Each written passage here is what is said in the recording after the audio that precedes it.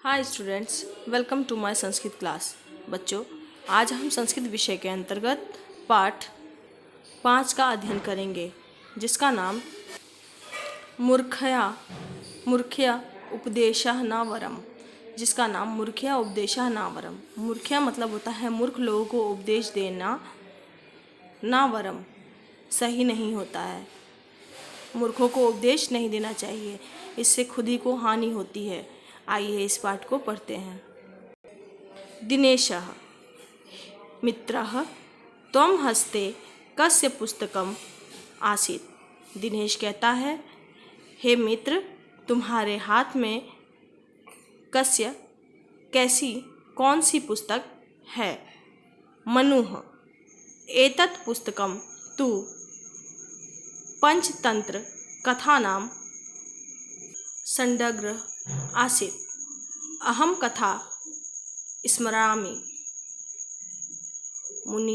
मनु कहता है, इस पुस्तक में पंचतंत्र मतलब 5 प्रकार की कथाओं का संग्रह है। अहम मतलब होता है हम, कथा हम कथा सुनाते हैं या मैं कथा सुनाता हूँ। दिनेशः का कथा, कौन सा कथा। अहमपि श्रोतुम इच्छामि। दिनेश कहता है, का कथा, कौन सी कथा। अहमपि श्रोतुम इच्छामि, हम मतलब हम दोनों सुनने के इच्छुक हैं या तुम मुझे सुनाना चाहते हो। मुनः शृणु तावत्। मुना कहता है कि सुनो। शृणु तावत् मैं तुम्हें सुनाता हूँ। एक विशाल वट वृक्ष आसीत्। एक विशाल वट वृक्ष आसीत् था। वृक्षे अनेका खगा आसन। उस वृक्ष पर बहुत सारे पक्षी रहते थे। ते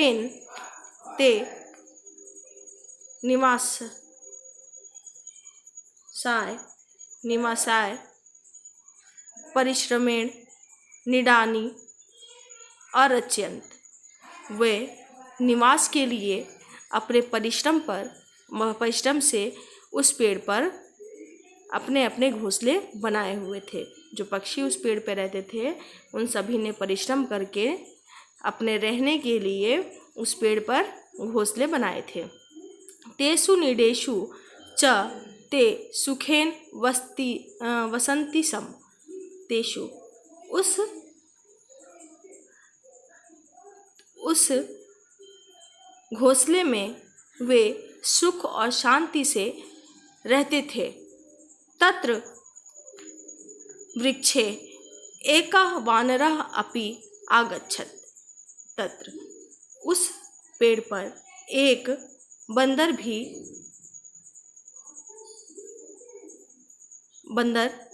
आ गया। सह इत्सतः रुदन्ति फलानि च भक्ष्यति। वह बंदर इधर उधर कूदता था और उस पेड़ से फल भी तोड़कर खाता था। वर्षा काले निरंतर वृष्टि अभवत्। वर्षा काल का समय था। हमेशा बारिश हो रही थी। अतः सर्वत्र जलमेव आसीत्। और बारिश होने के कारण सभी जगह पानी भर गया था। सः वानरः जलेन आर्द्र अभवत्। और वह बंदर जल से आधा भीग चुका था। शीतलः वायु वहति स्म। और जल गिरने से ठंडी हवा भी चल रही थी। अतः वानरः तेन वायुनां कंपति अभवत्। और इस कारण वह बंदर एक तो बारिश में भीग गया था और दूसरा हवा चलने की वजह से उस बंदर का शरीर कांपने लगा। दुखितम वानर दृष्ट्वा ते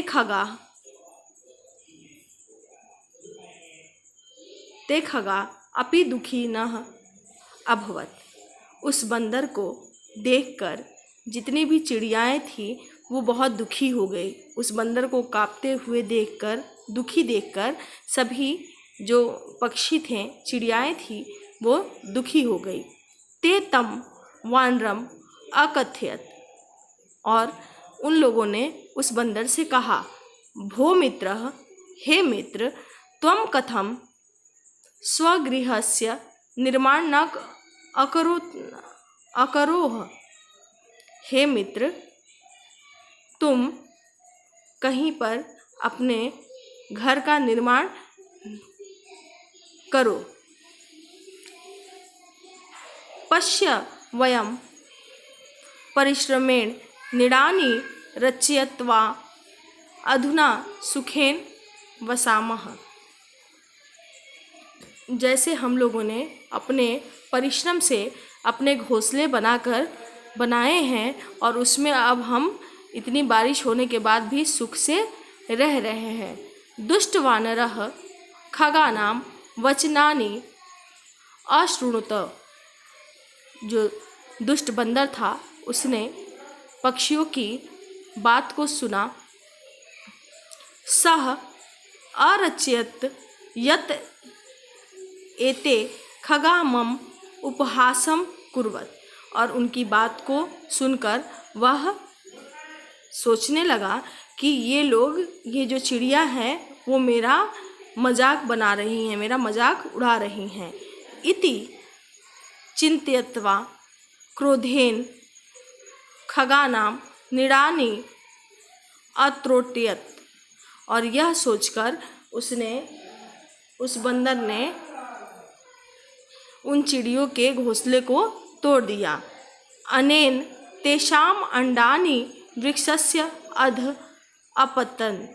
और उन चिड़ियों के अंडों को उसने पेड़ से नीचे गिराकर फोड़ दिया। ते दुखनः अभवत। और वह सभी दुखी हो गए। अतएव महाजनः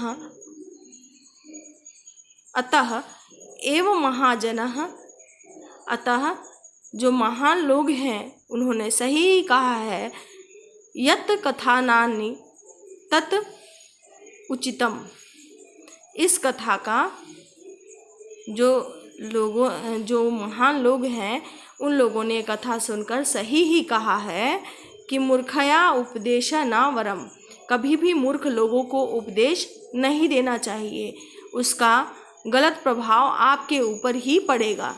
अगर आप किसी मूर्ख व्यक्ति को अपना सही उपदेश देते हैं किंतु वह उसका गलत अर्थ निकालकर आपको ही हानि पहुंचाएगा, इसलिए आपको मूर्ख व्यक्तियों को उपदेश नहीं देना चाहिए।